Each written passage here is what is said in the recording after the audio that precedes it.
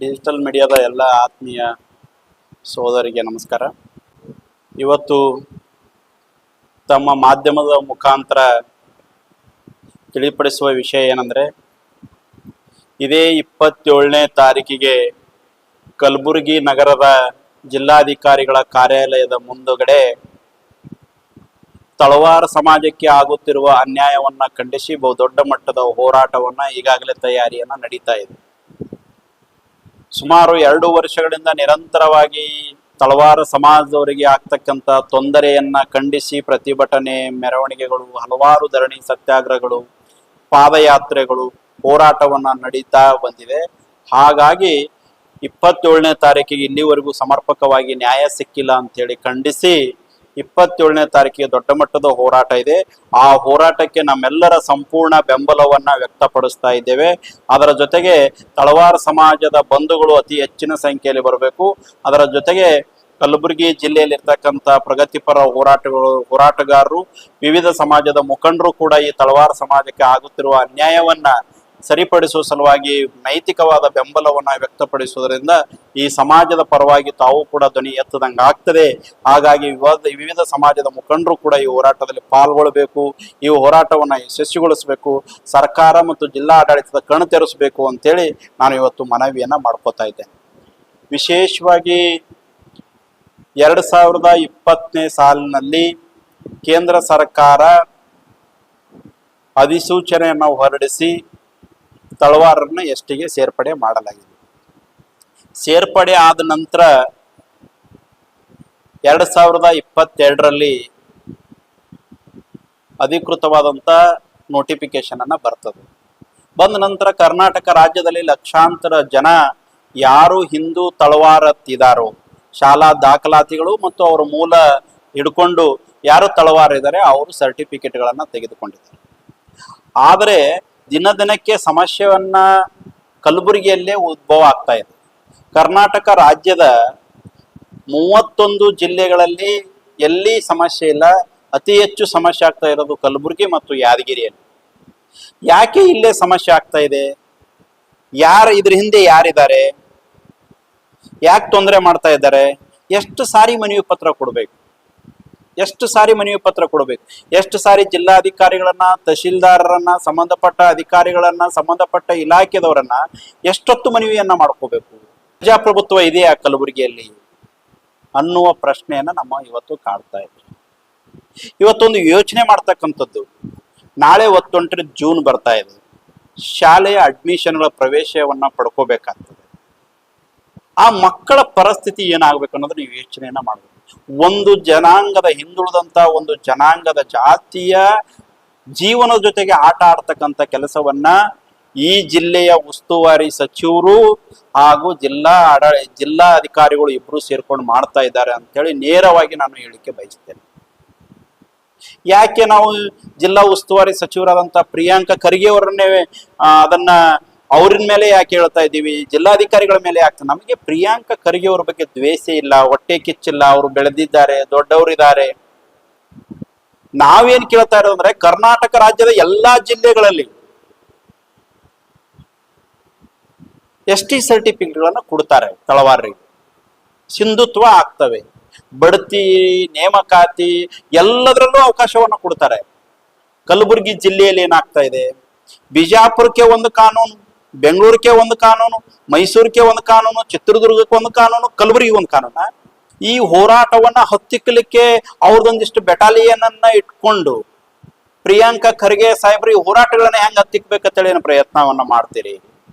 ಯಾಕೆ ಈ ಸಮಾಜಕ್ಕೆ ನ್ಯಾಯವನ್ನ ಕೊಡಿಸ್ಬೇಕು ಅಂತ ಪ್ರಯತ್ನವನ್ನ ಮಾಡ್ತಾ ಇಲ್ಲ?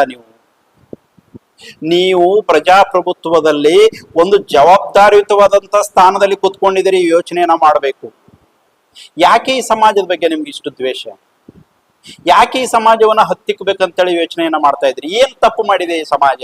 ಏನ್ ಅನ್ಯಾಯ ಮಾಡಿದೆ ಈ ಸಮಾಜ ನಿಮಗೆ? ಎಷ್ಟು ಸಾರಿ ಮನವಿ ಪತ್ರ ನಮ್ಮವ್ರ ಕಾಲ್ ಬಿದ್ದಿದಾಯ್ತು, ಮನವಿ ಪತ್ರ ಕೊಟ್ಟಿದಾಯ್ತು. ಸಾಹೇಬ್ರೆ ನೀವೇ ಇಂದ್ರ ಚಂದ್ರ ಎಲ್ಲ ಶೂರ ಧೀರು ಅಂತೇಳಿ ನಿಮ್ಗೆ ಹೊಗಳಿ ಏನೆಲ್ಲ ಪ್ರಯತ್ನ ಮಾಡಿ ಮನವಿ ಮಾಡಿಕೊಂಡ್ರು ಕೂಡ ನೀವು ಸ್ಪಂದನೆಯನ್ನ ಮಾಡ್ತಾ ಇಲ್ಲ. ಅದ್ರ ಜೊತೆಗೆ ಬೆಳಗಾವಿಯಲ್ಲಿ ಸಭೆಯನ್ನ ಮಾಡಿ ಒಂದು ಪತ್ರವನ್ನ ಹೊರಡಿಸಿ ಮತ್ತೆ ನೀವೇ ಸನ್ಮಾನ ಮಾಡ್ಕೊಂಡಿದ್ದೀರಿ. ನೀವೇ ಸನ್ಮಾನವನ್ನ ಮಾಡ್ಕೊಂಡಿದ್ರಿ. ನಮ್ಗೆ ಯಾರಿಗೂ ಕಾನೂನು ಗೊತ್ತಿಲ್ವಾ, ವ್ಯವಸ್ಥೆ ಗೊತ್ತಿಲ್ವಾ? ನಾವು ಕೇಳ್ತಾ ಇರೋದು ಕೋಲಿ ಕಬ್ಬಲಿಗರಿಗೆ ಎಸ್ ಟಿ ಸರ್ಟಿಫಿಕೇಟ್ ಕೊಡ್ರಿ ಅಂತಲ್ಲ. ಯಾರು ಶಾಲಾ ದಾಖಲಾತಿಯಲ್ಲಿ ತಳವಾರ್ ಅಂತ ಬರೆಸ್ಕೊಂಡಿದ್ದಾರೆ ಅಂತ ತಳವಾರಿಗೆ ಮಾತ್ರ ಕಾನೂನಿನ ಪ್ರಕಾರ ನೀವು ಪರಿಶಿಷ್ಟ ಪಂಗಡದ ಪ್ರಮಾಣ ಪತ್ರ ಕೊಡ್ರಿ ಅಂತ ನಾವು ಕೇಳ್ತಾ ಇರೋದು. ಅದನ್ನ ನೋಡಿದ್ರೆ ನೀವೇನೇನೋ ನಾಟಕ ಮಾಡೋದು ಯಾರಿಗೆ ಗೊತ್ತಾಗ್ತಾ ಇಲ್ವಾ? ಇಲ್ಲಿ ಜಿಲ್ಲಾಧಿಕಾರಿಗಳು ಇದ್ದಾರೆ, ಕಲಬುರಗಿ ಜಿಲ್ಲಾಧಿಕಾರಿಗಳ ತನ್ನದೇ ಆದಂತ ಗೌರವ ಇದೆ. IAS ಗೆ ತನ್ನದೇ ಆದಂತ ಭಾರತ ದೇಶದಲ್ಲಿ ತನ್ನದೇ ಆದಂತ ಗೌರವ ಇದೆ, ಅಧಿಕಾರದ ಶಕ್ತಿ ಇದೆ, ಪರಮಾಧಿಕಾರ ಇದೆ. ಅದು ಮರ್ತಿದ್ದಾರೆ ಈ ಕಲಬುರಗಿ ಜಿಲ್ಲಾಧಿಕಾರಿಗಳು. ಜಿಲ್ಲಾ ಉಸ್ತುವಾರಿ ಸಚಿವರು ಪ್ರಿಯಾಂಕಾ ಖರ್ಗೆ ಅವರು ಏನ್ ಹೇಳ್ತಾರೆ ಅದನ್ನೇ ಮಾಡುವಂತ ವ್ಯಕ್ತಿತ್ವ ಇವರು. ನನಗನ್ನಿಸ್ತದೆ ಜಿಲ್ಲಾ ಉಸ್ತುವಾರಿ ಸಚಿವರಾದಂತ ಪ್ರಿಯಾಂಕಾ ಖರ್ಗೆ ಅವರ ಖಾಸಗಿ ಆಪ್ತ ಕಾರ್ಯದರ್ಶಿ ತರ ಕೆಲಸವನ್ನ ಇವತ್ತಿನ ಜಿಲ್ಲಾಧಿಕಾರಿಗಳು ಮಾಡ್ತಾ ಇದ್ದಾರೆ. ಕಾನೂನಿನ ಪರಿಪಾಲಕರು ಅವ್ರು ಆಗ್ಬೇಕಾಗಿತ್ತು.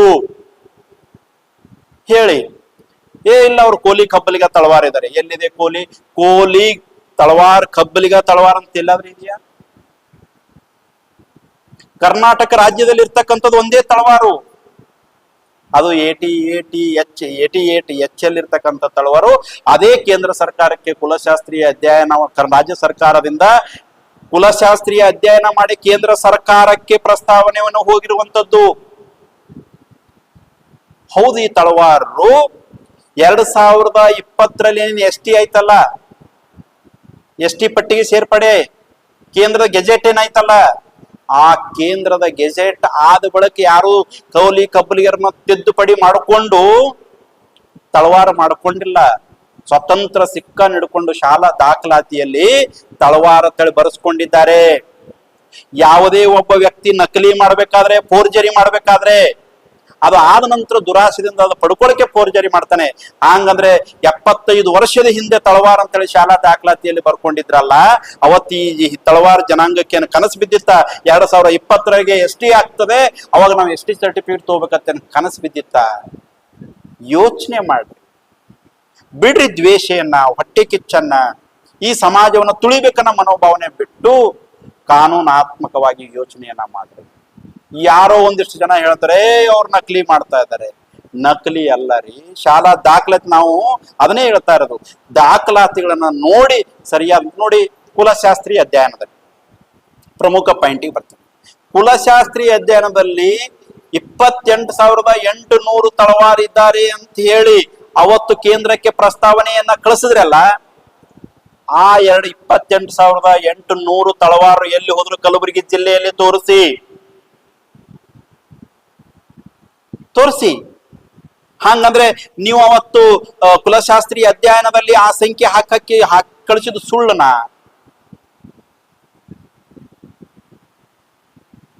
ಒಂದು ಮಾತನ್ನ ಜಿಲ್ಲಾ ಉಸ್ತುವಾರಿ ಸಚಿವರಿಗೆ ಕೈ ಮುಗಿದು ಕೇಳ್ಕೊತೇನೆ, ಸಾಹೇಬ್ರೆ ನಿಮ್ ಬಗ್ಗೆ ನಮ್ಗೆ ಕೆಟ್ಟ ಅಭಿಪ್ರಾಯ ಇಲ್ಲ, ದಯವಿಟ್ಟು ನೀವು ಇದರಲ್ಲಿ ರಾಜಕಾರಣವನ್ನ ಮಾಡಬೇಡಿ. ಒಂದು ತಳವಾರ ಸಮಾಜವನ್ನ ಕೊಲೆ ಮಾಡ್ತಕ್ಕಂತ ಕೆಲಸ ಆಗ್ತಾ ಇದೆ ನಿಮ್ಮಿಂದ. ಈ ಸಮಾಜದ ಶಾಪ ನಿಮ್ಗೆ ಒಂದಿನ ತಟ್ಟಬೇಕಾಗ್ತದೆ. ಈ ಹಿಂದುಳಿದಂತ ಸಮಾಜ, ಧ್ವನಿ ಇಲ್ಲದಂತ ಸಮಾಜ, ರಾಜಕೀಯ ಶಕ್ತಿ ಇಲ್ಲದಂತ, ಆರ್ಥಿಕ ಶಕ್ತಿ ಇಲ್ಲದಂತ ಸಮಾಜವನ್ನ ಕತ್ತು ಹಿಚ್ಚುಕುವಂತ ಕೆಲಸವನ್ನ ನೀವು ಜವಾಬ್ದಾರಿ ಸ್ಥಾನದಲ್ಲಿ ಕೂತ್ಕೊಂಡು, ನೀವು ನಿಮ್ ತಂದೆಯವರು ರಾಜಕೀಯವಾಗಿ ಬಹಳ ಶಕ್ತಿವಂತರಿದ್ದೀರಿ, ಯಾರಿಗೆ ಬೇಕಾದ್ರೂ ಕುತ್ತಿಗೆ ಹೊತ್ತು ಸಾಯಿಸಟ್ಟು ತಾಕತ್ತು ನಿಮ್ಗೆ ಬಂದ್ಬಿಟ್ಟಿದೆ. ಅದೇ ಕೆಲಸವನ್ನ ಈ ಜಾತಿಗಳ ಮೇಲೆ ಮಾಡ್ತಾ ಇದ್ದೀರಿ ಅನ್ನೋದನ್ನ ಬಹಳ ಎಚ್ಚರಿಕೆಯಿಂದ ಈ ಮಾತನ್ನ ನಾನು ಹೇಳಿಕೆ ಬಯಸ್ತೇನೆ. ಹಾಗಾಗಿ 27ನೇ ತಾರೀಕಿಗೆ ನಡೆಯುವಂತ ಈ ಹೋರಾಟಕ್ಕೆ ತಳವಾರ ಸಮಾಜದ ಎಲ್ಲ ಬಂಧುಗಳು ಅತಿ ಹೆಚ್ಚಿನ ಸಂಖ್ಯೆಯಲ್ಲಿ ಬರಬೇಕು. ಬೇರೆ ಸಮಾಜದವರು ಕೂಡ ಬೆಂಬಲ ಕೊಡಬೇಕು. ನಾವು ಕೂಡ ಬೆಂಬಲವನ್ನ ಕೊಡ್ತಾ ಇದ್ದೀವಿ. ಜಿಲ್ಲಾಡಳಿತಕ್ಕೆ ಮತ್ತು ಪೊಲೀಸ್ ಇಲಾಖೆಗೆ ಹೇಳಿಕೆ ಬಯಸ್ತಾ ಇದ್ದೇನೆ, ನಮ್ಮ ಹೋರಾಟ ಹೊಚ್ಚೆ ಕಿಟ್ಟಿನ ಹೋರಾಟ ಅಲ್ಲ, ಯಾರನ್ನ ದ್ವೇಷಿಸ್ಬೇಕನ್ನಂತ ಹೋರಾಟ ಅಲ್ಲ, ಯಾರನ್ನ ವಿರೋಧಿಸಬೇಕು ಮತ್ತು ರಾಜಕೀಯ ಪ್ರೇರಿತವಾದಂತ ಹೋರಾಟ ಅಲ್ಲ. ಈ ಹೋರಾಟ ನೈಜವಾದ ಹೋರಾಟ. ಈ ಸಮಾಜದ ಪ್ರತಿಯೊಬ್ಬ ವ್ಯಕ್ತಿಗಳ ಬದುಕಿನ ಹೋರಾಟ ಇದೆ. ಬದುಕಿನ ಜೊತೆ ಯಾರೂ ದಯವಿಟ್ಟು ಚೆಲ್ಲಾಟ ಆಡಬೇಡಿ. ಇದರಲ್ಲಿ ರಾಜಕೀಯ ಮಿಶ್ರಿತ ಮಾಡಬೇಡಿ. ಯಾರ ಮೇಲೂ ಕೂಡ ದ್ವೇಷ, ಹೊಟ್ಟೆ ಕಿಚ್ಚು, ಟೀಕೆ ಟಿಪ್ಪಣಿ ಮಾಡೋದು ಬೇಡ. ಈ ಹಿಂದುಳಿದಂತ ಈ ಸಮಾಜವನ್ನ ಇನ್ನೊಂದಿಟ್ಟು ತುಳಿದು ಮೆತ್ತ ಮಾಡ್ತಕ್ಕಂಥ ಕೆಲಸ ದಯವಿಟ್ಟು ಆಗಬಾರದು. ಹಾಗಾಗಿ ಅದಕ್ಕಾಗಿ ನಿಮ್ಮನ್ನು ಕಣ್ತಿರಿಸಬೇಕಂತೇಳಿ ಮತ್ತೆ ದೊಡ್ಡ ಹೋರಾಟ ನಡೀತಾ ಇದೆ. ಆ ಹೋರಾಟಕ್ಕೆ ಎಲ್ಲರೂ ಬರಬೇಕು ಅಂತೇಳಿ ಮಾಧ್ಯಮದ ಮುಖಾಂತರ ಮತ್ತೊಮ್ಮೆ ಕೈ ಮುಗಿದು ಕೇಳ್ಕೊಂಡು ನಾನು ಮಾತನ್ನು ಮುಗಿಸ್ತೇನೆ.